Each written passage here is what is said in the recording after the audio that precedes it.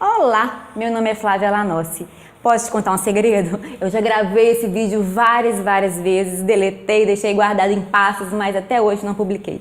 Então se você está vendo agora é porque eu criei coragem de fazê-lo. Vamos juntas? Por que eu decidi, por que nós decidimos fazer o tratamento para engravidar? Bem, eu tenho ouvido de várias pessoas essas inquietudes. Eu quero muito fazer, mas estou em dúvida se faço ou não. É pecado ou não é? Como que eu vou fazer? Bem, eu não vou te dar resposta acabada, já te adianto. É pecado, não é pecado, você deve fazer, você não deve fazer. Eu vou ler para você como que foi a nossa decisão enquanto casal. Que eu adianto que não foi fácil. Mas a própria palavra decisão quer dizer dar cortes. Então a gente tem que dar cortes a algo que a gente acredita em prol de algo maior para nossa própria história. Então vamos juntos? Eu vou explicar. Vamos lá. Bem, seguinte, estávamos tentando engravidar e não conseguíamos há um tempo. E o peso dos 30 anos pesou nas minhas costas e a inquietude de querer engravidar nos fez ouvir o canto da sereia de facilidade e aguçar os olhos para essa possibilidade de tratamento. Bem, começamos a fazer, fizemos indução de ovulação, não deu certo. A inseminação ainda era uma questão para mim. O valor, quem não sabe, é bem menor da inseminação, mas as chances são menores também. Fizemos e não deu certo, e foi só na inseminação que a médica descobriu que nós tínhamos endometriose, que eu tinha, e por isso seria mais dificultoso o processo de engravidar. Então, por isso, ela nos disse que a solução seria a FIV. Para a FIV, eu tinha uma questão a mais, um embate. Nós tínhamos, porque nós tínhamos muito medo de embriões excedentes, enfim, era uma questão que a gente não queria. Então, inclusive, tanto que eu sofri mais quando a inseminação não deu certo, justamente por isso, porque eu sabia que a chance de eu ter que ir para a FIV era grande. Mas continuando nossa história e o nosso porquê. Então vejamos, como que eu elaborei isso? Primeira questão, eu li algumas questões de direção espiritual que me induziram a essa resposta. Primeiro, se você conhecer alguém que passa pelo quadro de infertilidade, como que você aconselharia essa pessoa?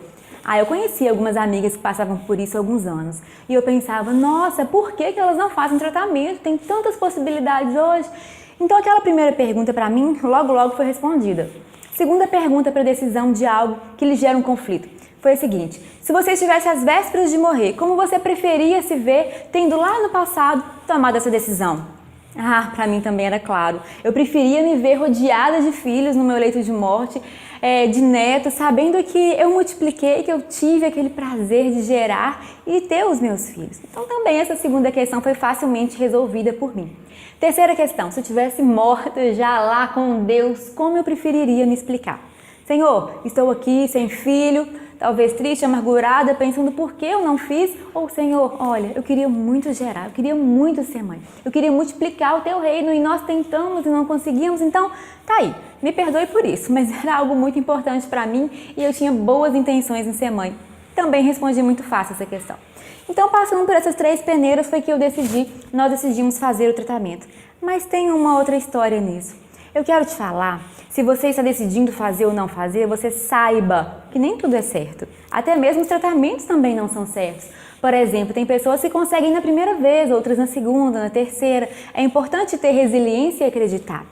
Mas hoje, se eu conhecesse tudo que eu sei, todas as leituras que eu fiz, todos os artigos nacionais e internacionais que eu li, foi depois do meu FIV dar negativo, do nosso FIV negativo, que eu emergi nesse mundo, que eu busquei outras ferramentas para me ajudar, porque financeiramente a gente já estava esgotado de tentar tratamentos e nós queríamos muito passar para a próxima fase, como meu marido diz, né? Passar para a próxima fase do videogame da vida e ter os nossos filhos conosco.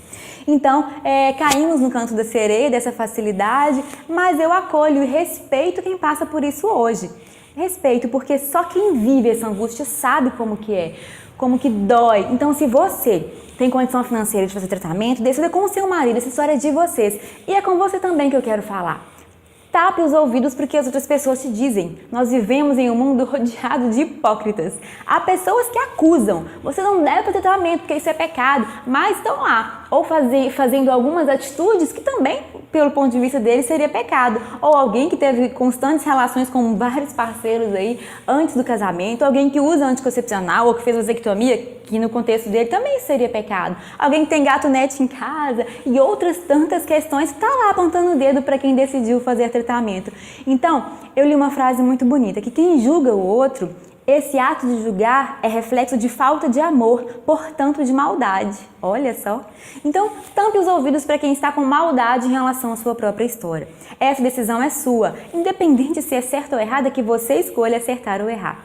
Mas eu te convido, você que não tem condição financeira, também joga lá no Google. Meu filho, minha filha, meu tratamento não deu certo. Várias pessoas fazem tratamento e não conseguem. Então, o tratamento também não é garantia de nada. Então, se você ouviu do médico que só vai conseguir engravidar por tratamento, eu também ouvi isso. Mas nós conseguimos engravidar naturalmente. Então, abra os olhos para outras possibilidades na sua história. E se você é essa pessoa que vai fazer o tratamento, decida junto com seu marido tão somente. Tá aí uma outra questão. É interessante você guardar isso para você. Não esteja numa mesa de bar colocando a sua vida em discussão de outras pessoas. Escolha algum amigo que você confie, que você sabe que vai respeitar a sua decisão, acolher o seu coração e partilhe com esse casal de amigos. Não precisa de expor numa mesa para todo mundo essa particularidade de vocês enquanto casal. Então, uma outra questão que nós temíamos era ter embriões excedentes. E aí, quando a gente fez a nossa FIV, só houve 2 embriões. E nós colocamos e não ficaram. Então, eu não tive embriões excedentes congelados. Essa era uma questão que eu me preocupava. Tanto que eu levei isso para o médico, para a médica, quando nós investigamos, decidimos com quem fazer na minha cidade. Então é este o recado que eu quero que você releve também para o seu médico, se essa é uma questão para você. Se você tem medo, apreensivo de ficar com vários embriões excedentes, converse isso com seu médico. Tanto que no meu caso, a médica não fez uma hiperestimulação, porque eu tinha essa questão, mas eu conheço pessoas que fizeram hiperestimulação e hoje tem 10 embriões, 15 congelados. É uma questão aí. Eu e meu marido, a gente falava que se porventura nós tivesse hiperestimulação, a gente ia colocar tantos quantos tivesse, que a gente não ia deixar nenhum congelado lá. A gente ia ter, sei lá, 5, 10 filhos se fosse preciso. Mas era essa a nossa decisão, era isso que brotou do nosso coração. Então é este o meu recado para você hoje. Falando da minha história para você. Você com seu marido vai escolher como será a sua, mas eu te convido, seja qual ela for, a buscar fé, buscar se empoderar do processo, buscar também o ginecologista, mas também psicólogo, nutricionistas, nutrólogos. Quem sabe você conhece aí também, a oração é muito importante, mas abra os seus olhos para a yoga, que é uma técnica de respiração, de relaxamento, exercícios posturais. As pessoas têm preconceito com yoga, acham que é só ficar lá meditando. Pouco tempo da yoga a gente fica em tom de relaxamento. A maioria são exercícios posturais de respiração e outras técnicas que vão te ajudar no controle da ansiedade. Depois da nossa FIV negativa, que eu comecei essas posturas, esses exercícios de yoga e me ajudaram demais no controle da ansiedade e para buscar o parto depois normal, que também foi um outro sonho que eu gestei. Então, é este o meu recado para você. Curta aqui, se inscreva no canal e encaminhe para algum amigo que quer ver essa decisão numa outra perspectiva. Com carinho, amor e gratidão.